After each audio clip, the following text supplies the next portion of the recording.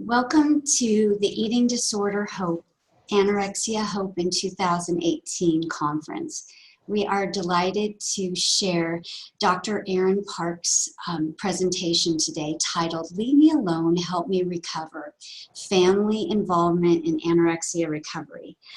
Dr. Parks is a clinical psychologist and a neuroimaging researcher who is passionate about making scientific research accessible to everyone. Dr. Parks spent a decade using neuroimaging tools to study brain plasticity and development before she began specialized clinical training in eating disorder treatment. Dr. Parks graduated from Northwestern University and UCSD SDSU's joint doctoral program in clinical psychology before completing her internship at UC San Francisco, and then taking a post-doctoral fellowship at the UC San Diego Eating Disorder Center. Dr. Parks has served as a psychologist in their Adolescent Clinic and inpatient medical behavioral unit, as a manager in their adult and pediatric clinics, and as co-lead in their world-renowned one-week intensive programs. Currently, she serves as the Director of Outreach and Admissions. Dr. Parks combines her clinical experience and research knowledge to help the public better understand mental health services. And with that, I would like to hand the presentation over to you, Dr. Parks. Thank you, Jacqueline. I'm really excited to be here. I loved Eating Disorder Hope's first conference and was so excited to be invited to participate in your second conference.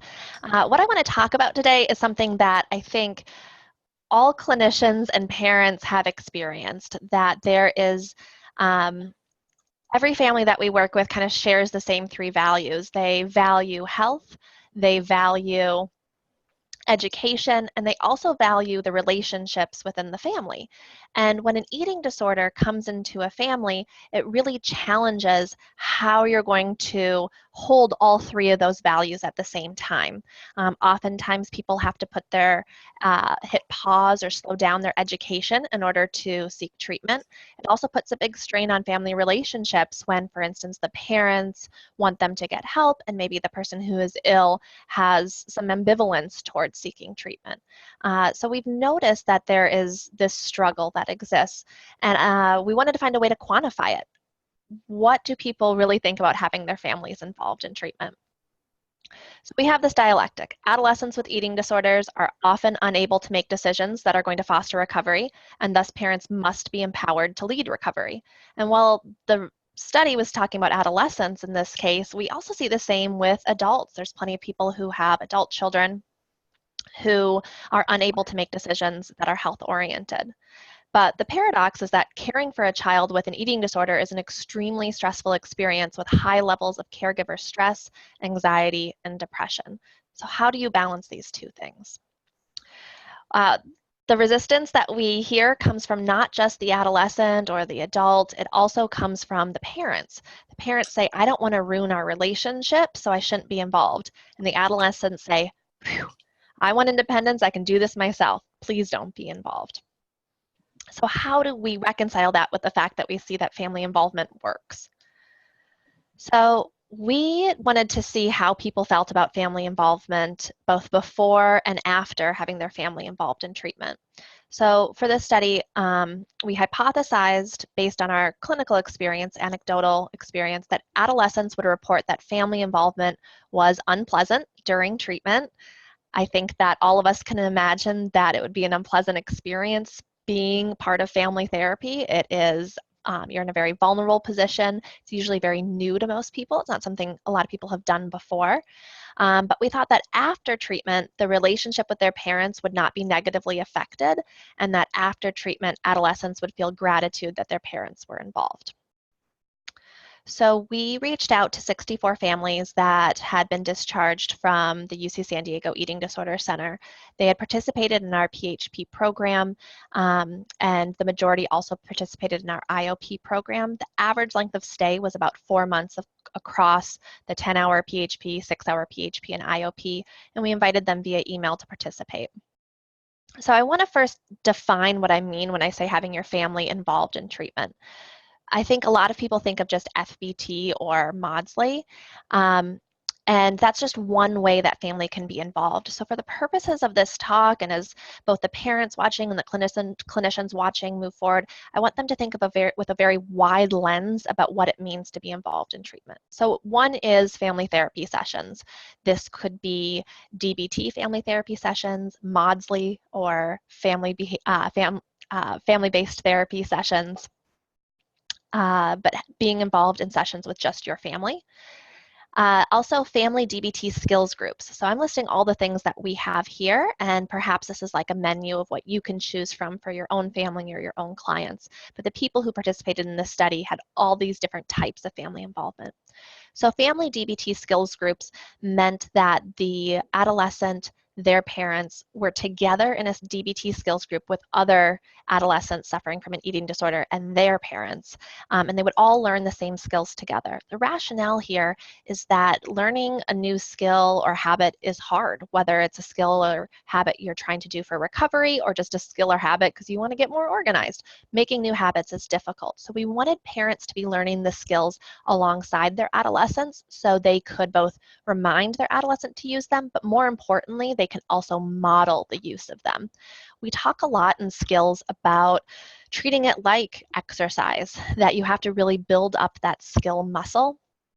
So for instance, you might want to be able to use distress tolerance and being able to urge surf when you have the urge to restrict or purge or binge.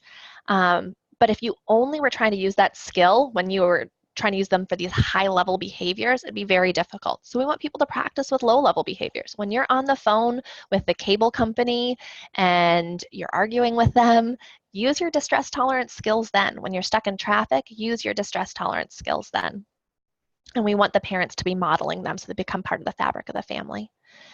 Actually, back to this family DBT skills group, I remember this one family who, for the winter holidays, when the adolescent woke up, the father had gone out and bought these beautiful glass, like hurricanes or tall vases, and filled all of them with squishy brains and different distress tolerance things, fidget spinners, silly putty, and had put them all over the house, and was really kind of bringing into this idea into their household of having distress tolerance tools really at the ready. And that's something he got from the DBT lesson of building a distress tolerance box. Family experiential groups. A lot of these are similar to or the same as what Laura Hill uses. So this can be, one's called brainwave, when, so it's both the adolescent, their parents, other families, and they are different parts of the brain. And we talk about how different parts of the brain are functioning the same or differently when someone is struggling with an eating disorder. Another one is called the Gauntlet. So these are just groups designed to help parents a little bit experience what it might be like having an eating disorder. It's a way to continue to separate the eating disorder from the person who's suffering. And this is also something that's reported as being very enjoyable. We also have parent-only support groups and parent-only psychoeducation groups. They are different things. One thing to look out for is sometimes in parent-only support groups, people can, if they're run a certain way, people can report a lot of dropout and feeling really helpless, because what happens in a parent-only support group when not kind of properly run is that people spend a lot of time venting about all the stressful things that are happening with their loved one with an eating disorder.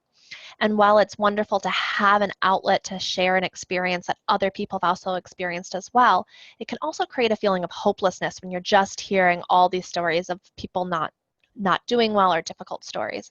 And then we also know from the literature that venting doesn't actually help relieve your stress. So we make sure that these parent-only support groups are following a DBT model when people are asking for, are they asking for validation?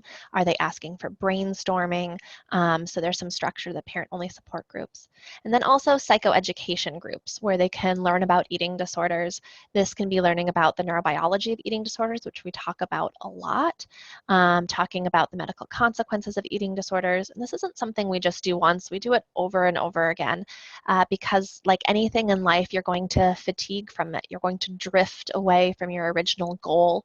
And so it's important to always be reminding people of why they are working so hard and putting their family through something that is quite stressful. We have another group called Parent Management Training. I really want to rename this group. We haven't found the perfect name for it yet, but we aren't managing the parents. We're training the parents in different kind of management tools. We used Kasdan's research, really looking at some strict behavioral psychology. So what are different ways that you validate through verbal and nonverbal? What are different ways you give attention? How to reward behaviors you want to see more of, how to ignore or properly consequence behaviors you want to see less of. We really strongly emphasize that parents do not cause eating disorders. There's no evidence to suggest that. But that doesn't mean that there aren't behaviors that parents might need to adjust in order to foster a higher chance of recovery or more ease into recovery. And this can be a place to really look at that. Are there things that you're doing that are accidentally reinforcing the eating disorder? So for instance, maybe every time you sit down for a meal with your child initially says no, then you argue with them about why they need to do it, then they start screaming, and once the screaming starts, you just want the screaming to stop because you have other siblings and it's very stressful, and so you just say, fine, and then they get to leave the table. And so that might be a great example of, I understand why you don't want the screaming, but your child has realized that the screaming works. If they scream, they don't have to eat. The eating disorder has realized that. So we talk very specifically about these behavioral components and how we can manage them, hence parent management training, to make sure that we're being able to tolerate an extinction burst and shape the behavior that we want to see. Another way that family can be involved is in family group meals. So here at our center, families have 4 meals per week with their child. So 2 dinners, a breakfast, and a lunch, and 4 snacks, I want to say. And this is important because I'm sure parents, you've experienced this. You're like, great, I'm glad they're eating with you, but that's not what we're experiencing at home. It's very normal and very healthy to put your best foot forward when you are, maybe when you're in a therapy session. So we really want to see the eating disorder come out, and we want to be able to help in vivo. So while they're eating the family meal, what it will look like is it's set up buffet style. At the beginning of the line is kind of a sample plate. At the end of the line is a dietitian. You will put food on your plate for your child, for your adolescent, and then the dietitian might say, you know what, that is a fantastic plate if we were maintaining weight, but remember, your child's trying to gain about 1.5 pounds a week and they've become a bit hypermetabolic, so what can you add to that? Can you add cheese? Can you add nuts? What are some calorically dense foods you can add so that the volume doesn't increase too much, but the nutrition does increase? Alternately, what we also sometimes see is like, wow, that is a great plate of food, and I know you really want your child to recover, but they've been gaining 1 to 2 pounds per week really well with less food than you put on that plate. So let's not push that hard. Let's not have a 3,000 calorie meal, So there are some people that are so eager to get that weight on and get out of here, and I totally understand that. But we can help guide them that, like, you know what? You don't need to have that extra this and that extra that. That's going to be plenty of nutrition for what your son or daughter needs. And then while the meal is happening, we have therapists and dietitians walking around. So if we start seeing eating disorder behaviors, if we start seeing resistance, we can pull the family members aside and we can either whisper to them in the moment or pull them out and give them ideas of what they can do to get their child eating. Our belief is that we could never be an expert in someone else's child, but I can train someone else to be an expert in eating disorders. This will help them to be able to continue recovery at home, but also prevent relapse. So they don't have to wait until their child has lost a lot of weight or resumed behaviors in order to start intervening. They can start right away. Excuse me. Another form of family involvement is parent phone coaching with the family therapist. So following the DBT model, all of our parents, and I should mention that when I say parents, I'm using this as whoever the caregiver is. So we definitely sometimes have grandparents involved, step parents, aunts and uncles, foster parents. So whoever is helping to care for the adolescent, even the young adult. So the The parents will have the family therapist's cell phone number. The adolescents will have their individual therapist's cell phone number. And consistent with the DBT model, we want them going out in the world at night and on Sundays. And we want them to struggle a little bit and then reach out to us or reach into themselves and use their skills. So it's not uncommon for a family therapist to get a text saying dinner was going great, but she's all of a sudden stopped eating halfway through. What do I do? And the family therapist will text back like, what skills do you want to try? What have you tried? What do you want to try? So that's another way that family can be involved. And then lastly, another way that family can be involved is inviting the family into meetings with other treatment team members. So this is true whether you're an adolescent or an adult, inviting your family, that could be your spouse, that could be your parents, to your dietary sessions, to your sessions with your psychiatrist, including them as part of the treatment team. So there are many, many different types of family involvement. For purposes of this study, people had all of these different types of family involvement. So just some notes about what the research design was. It's considered a complementary, it's considered a mixed method design. We wanted to have the quantitative and qualitative measures complement each other, both a numeric expression of change, but also we wanted to hear what the adolescents had to say about their experience. It's important to note that the respondents were heterogeneous in diagnosis and at various stages of recovery, and they were asked to reflect retrospectively and comment on current feelings. So we used a 7-point Likert scale, 1 being very negative, 7 being very positive, and we asked them in the beginning, when you first started treatment, how did you feel about these various aspects of family involvement?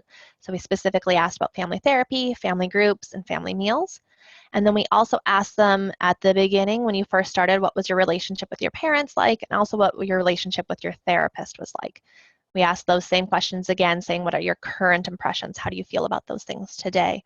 We wanted to ask about the family therapist. For the clinicians watching, a lot of people who choose to go into mental health work are very compassionate and warm people who also like to be liked. And it can create a lot of clinician distress when you are kind of pushing the adolescent to do things that they don't want to do, and then the adolescent doesn't like you. It's hard not being liked. We're a group of professionals that kind of like to be liked.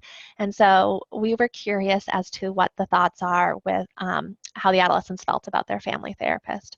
There's an anecdote that often gets shared in our clinic about one of our senior psychologists who worked with this teen for the first 11 weeks. She didn't say a word to the psychologist, and so she just talked to her parents, and the parents kept putting 1 to 2 pounds per week on her. And she didn't actually really talk to her that much at the end of therapy either, but she came back about 1.5 years later and said, thanks for doing what you did.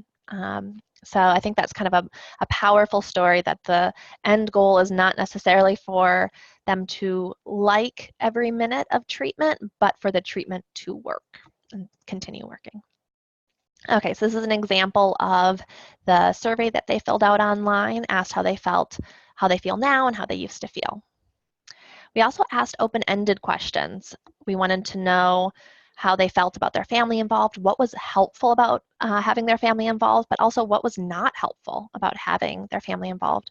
We also wanted them to discuss their relationship with their parents, how that changed over time, and then also what they thought about the timing of when to involve families. So as Jacqueline mentioned, I'm also the director of admissions, so I get to see a lot of people at the beginning of their health journey, the beginning of their recovery journey. And something that I've noticed is that it's not uncommon for people to do 1, 2, 3 treatment episodes before having any family involvement. And I wanted to know, what did they think about that, especially if you've had multiple treatment episodes. Are you glad you tried it first without your family? Do you wish your family had been involved earlier? Okay, so here are the results. So 29 adolescents responded. They were between the ages of 12 and 21. Half had a diagnosis of anorexia. A little over a quarter had a diagnosis of bulimia, and the other 17% were ED-NOS. We did not have anyone with binge eating disorder or ARFID participating in the study. The majority had reduced the symptoms that they had when they first started to what their symptoms were now. So these were people who most of them were in recovery or making progress in their recovery. These are their quantitative impressions.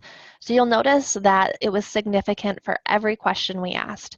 So all of them in the very beginning of treatment thought very unfavorably about family therapy, family groups, family meals, about their family therapist, their relationship with their parents, and the helpfulness of having their family involved.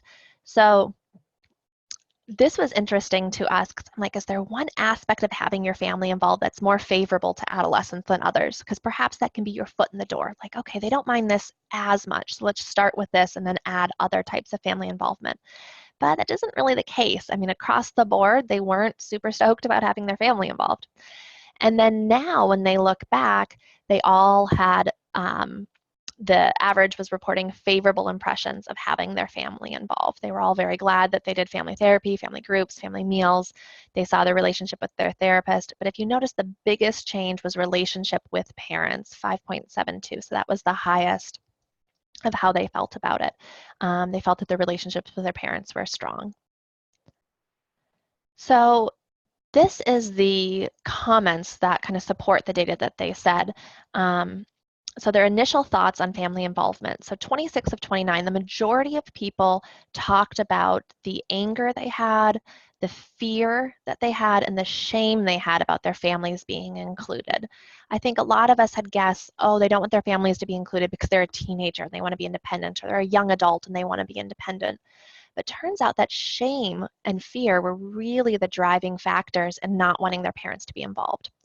So it made me very uncomfortable. I did not want my family to see how bad I became eating disorder-wise. I was very cautious about having my family involved. The main reason that I went to treatment was to avoid the eating disorder from ruining my relationship with my mom. I really wanted to just recover by myself and not have help. And then lastly, I thought it was not going to be helpful and just make things worse. So a lot of people echoed this idea that the eating disorder was already destroying their family and that having them involved in treatment would ruin their relationships even more. And then also this shame. Many people also mentioned things like, my parents are already doing so much, either taking some time off of work or the co-pays, the cost of treatment. I didn't want to add one more thing that they had to do. So this fear of burdening parents really was what was driving this desire to not have their parents be involved. And I think a lot about this, about how we can use this information as parents and how we can use this information with our clients. I think of all the parents who've told me, I don't want to be involved because I don't know what I'm doing. I'm just going to make things worse. And he told me he doesn't want me to be involved. And if we were able to say, well, the data shows that he doesn't want you to be involved because he doesn't want to burden you.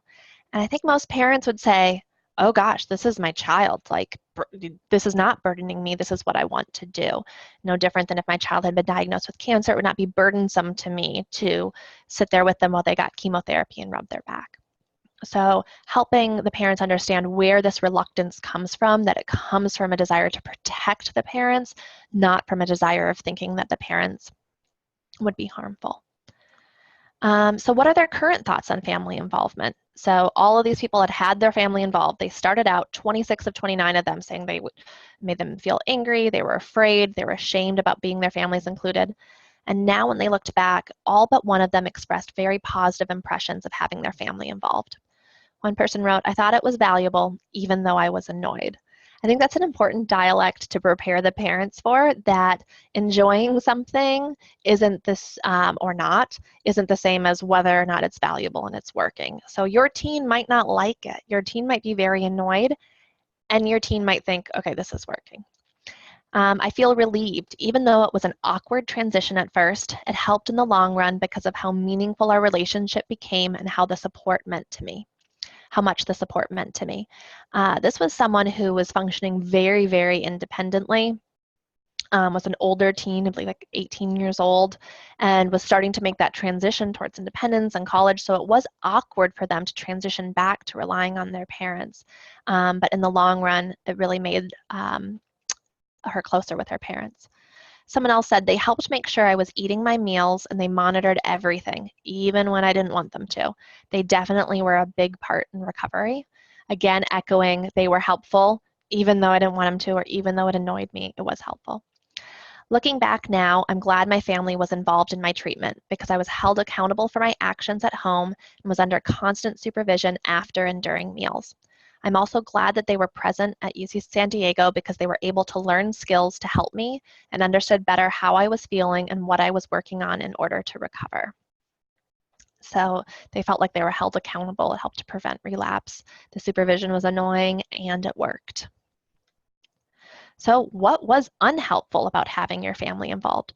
So while there was a lot of consensus about that it was helpful and what was unhelpful was very wide-ranging. It was very different for each person. Unhelpful, the feeling of a loss of independence, the perception that parents were nagging you, the guilt in reaction to their parents' worries, and also some people expressed critiques of how the parents could have done more. I thought that was very interesting that in the unhelpful section, several people took the time to write, what was unhelpful is that my parents didn't do enough. They should have inserted themselves more, even if my eating disorder was telling them not to. Okay, so what specifically about your family involvement was helpful? So meal planning, preparation, and plating came up again and again and again. My eating disorder did not want them to do that. However, my eating disorder was so loud, I was not going to be able to successfully do that myself. Making me eat, helping me stay on track at home, and separating the eating disorder from the child. One person said, even though it bugged me, as I look back, I see how them being there would help me in later times when I was discharged, or I probably would have relapsed. This came up again and again as people stepped down into IOP and then into weekly outpatient, having this cushion to make sure they did not relapse, having this safety net of their family. It was helpful to have someone to turn to when you needed it and have people to keep you accountable for your sleep hygiene plan, exercise plan, activity commitments, etc. This person was referencing the fact that recovering from an eating disorder isn't just about eating or isn't just about stopping binging or stopping purging. It's about learning to use skills to regulate your emotions, and what goes along with that is often improving your sleep and becoming more active instead of isolating, as most eating disorders really want. Many times people experience eating disorders as wanting them to isolate and remove themselves from social situations, from activities that they love.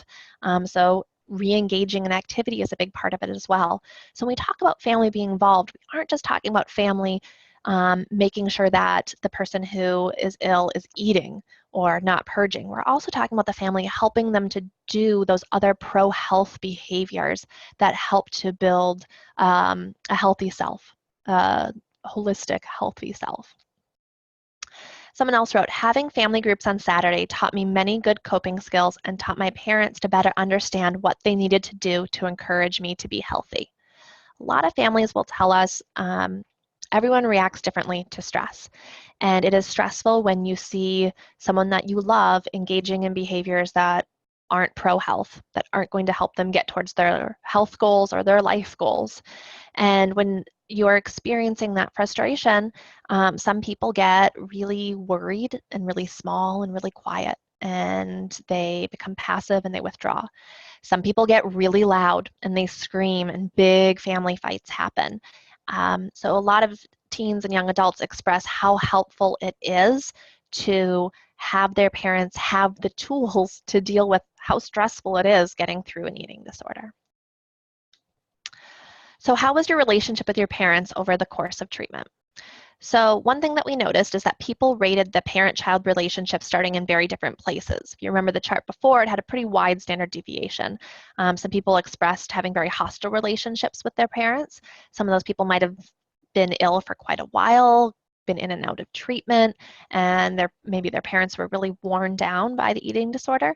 And some people expressed having very positive relationships with their parents. So despite all starting in different places, every participant except one described that their relationship with their parents was better than before. So no matter where your relationship started, it improved. So someone wrote, during the beginning, I closed off from my parents, but through all of it and because of it, we have grown closer. Someone else wrote, before treatment, it was very bad. During treatment, there was a lot of stress and obsessing over my recovery. And now there is still stress, but I appreciate them so much and my respect for them is a lot higher. For parents, there's a lot of deferred gratification, deferred gratitude. That's the word I'm looking for. For parents, there's a lot of deferred gratitude in all sorts of things about parenting. You're not going to get a thank you for making me brush my teeth every morning. But this is one place where all the hard work does eventually pay off if you can tolerate the discomfort until then. So timing of family involvement. About half said that they wish their family would have put them in treatment earlier, or they wish their parents would have been involved in treatment earlier. In hindsight, objectively, they should have begun a stricter treatment plan sooner. My family should have started treatment earlier. I think family therapy should start right away. The other half said that it was well-timed. I think that's something to think about. We often say, or what I hear a lot in admissions is, well, my young adult, my child really wants to do it their own, so let's let them try do it their own first, and then if that doesn't work, then I will get involved. And while there is some logic to that, they might feel that it's going to preserve that value of family relationships, that's time and oftentimes money that is being spent in treatment instead of spent building a life worth living. It's time away from friends and siblings and normal activity and time away from health. And what I think this data really shows is that it might make sense to start with the family involvement instead of adding it in later. So the conclusions. So both the quantitative and qualitative data did align with what I think most parents who participated in treatment and clinicians have observed. Adolescents are initially resistant to including their parents in treatment. However, regardless of the reasons for wanting to exclude their families, ultimately the adolescents all reached the same conclusion at discharge. Family involvement was crucial, instrumental to recovery. The adolescents demonstrated a significant change in opinion on the helpfulness of all aspects of family involvement. This finding, we hope, will encourage parents to participate in all aspects of treatment regardless of initial reservations by their adolescent. And I also want to add, regardless of initial reservations by the parent. When I've given this talk before, the number one question that comes up again and again is about adult children. So I wanted to take a few minutes to address that right now. When I'm using the word child, I mean 8-year-old, I mean 15-year-old, but I also mean 28-year-old. When you have a child, that child is always your child. One of the things that becomes difficult, though, is it's harder to make your child seek treatment when they are 18 or older if you're in the United States. I know in some parts of the world, such as the UK, it can be difficult even as early as age, I think, 15 or 16. So my first piece of advice is to identify your leverage. What leverage do you have over them? For a lot of the adults that come into our program, they still have family members that they're dependent upon in some ways. They're dependent upon them to pay their cell phone bill, dependent upon them for housing, dependent upon them to pay for their car. Eating disorders can get in the way of someone holding down a job or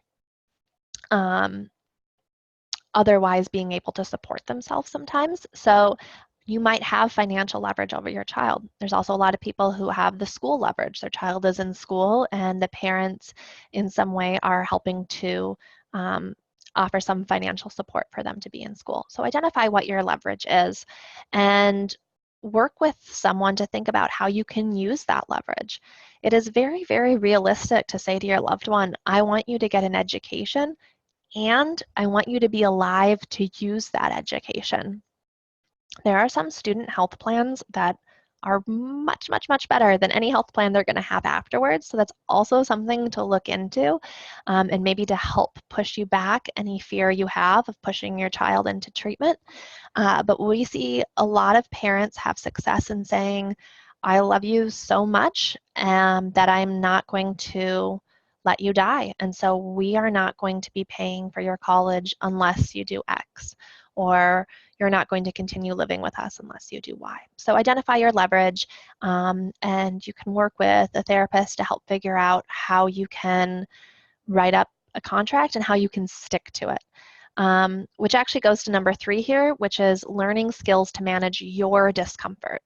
It is incredibly uncomfortable helping someone to get treatment that they're ambivalent about getting.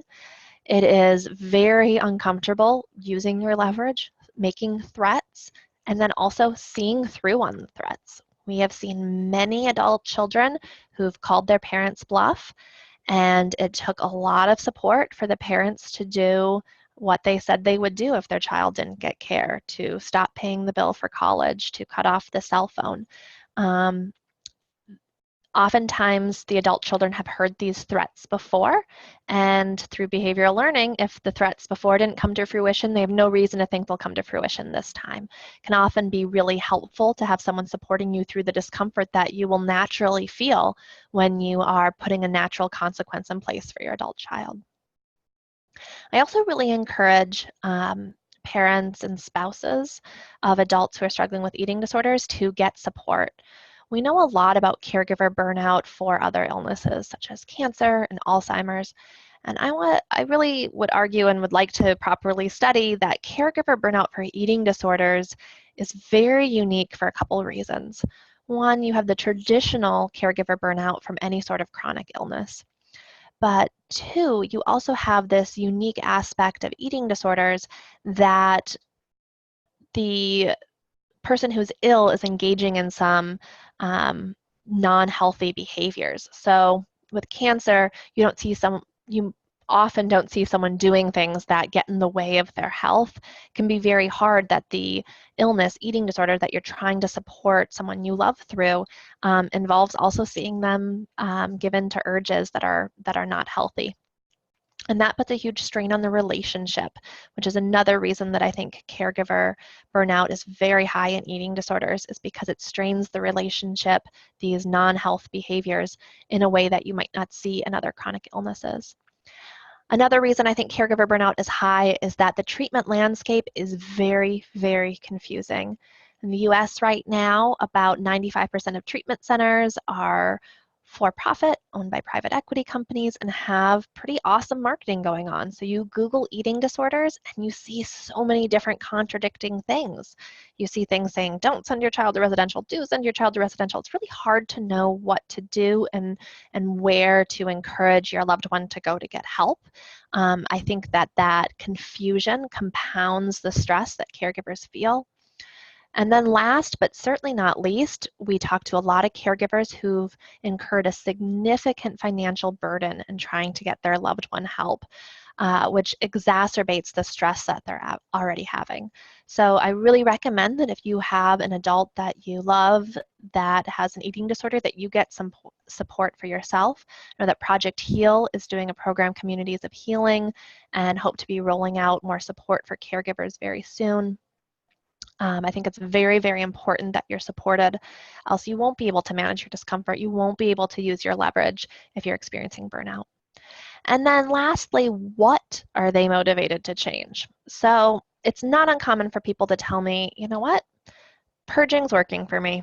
Like, I know it's not ideal, just like maybe smoking cigarettes isn't ideal, but that's their coping skill. This is my coping tool. Like, it is what it is. Don't worry about it. I'll have other people tell me that, I'm choosing to keep my weight here. You guys say it's unhealthy, but my labs look good enough. I'm not interested in changing how much I weigh. So I kind of move away from the eating disorder behaviors and I ask them about other things, mainly where is their mind spending the most time? So I ask on a scale of 1 to 10, 10 being almost always when you're awake, 1 being pretty much never when you're awake. How much time do you spend thinking about your body? And many of them will say 9 or 10. And I ask them where they want that number to be, and they'll usually say 4 or 5. Some of them will say 2 or 3. I ask that same question again, how much time do you spend thinking about food? And they will again almost always answer 9 or 10. And where do you want that number to be? They usually say 2 or 3. And then I ask, what would you think about with all that extra brain space? And there's usually like a smile and, wow, like what would I think about? And so that's usually something people are very motivated for, to reclaim their brain space, to get this stuff to stop monopolizing their thoughts.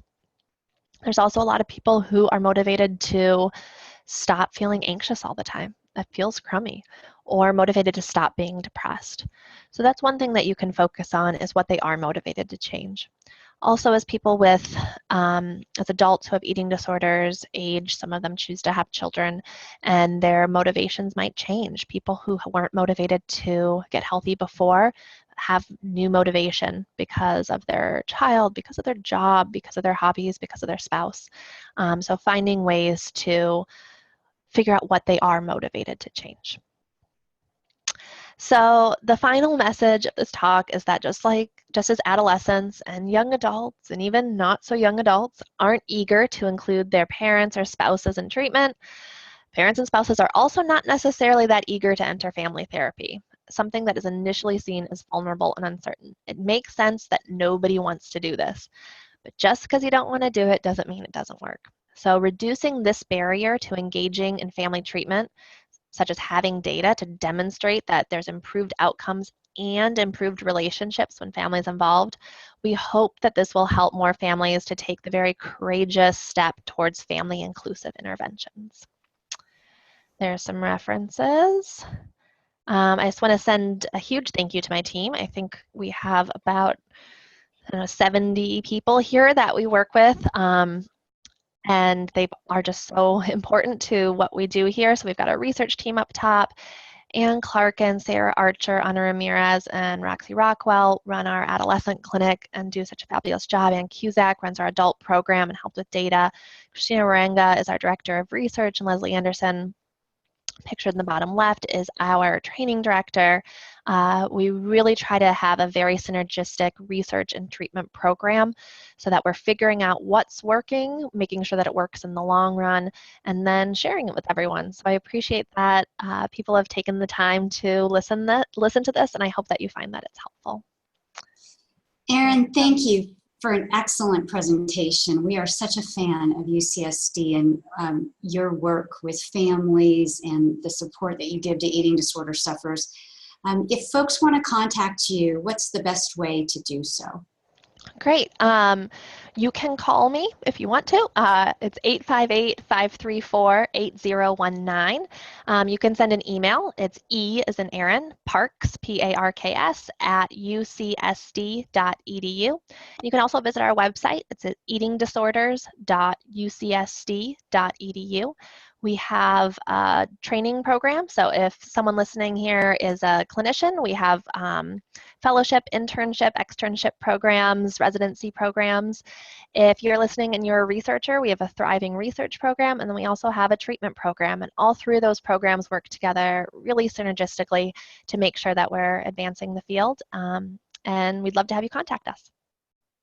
Thank you, Erin. At Eating Disorder Hope, we cannot highly endorse UCSD's eating disorder program and research enough. It is just outstanding. We are honored to have you with us today. Thank you for sharing your knowledge. Thank you. Thank you. We're happy to participate. We love what you guys are doing for the community. So thank you for inviting us. You bet. Have a great day. Thank you. Thank you. Goodbye.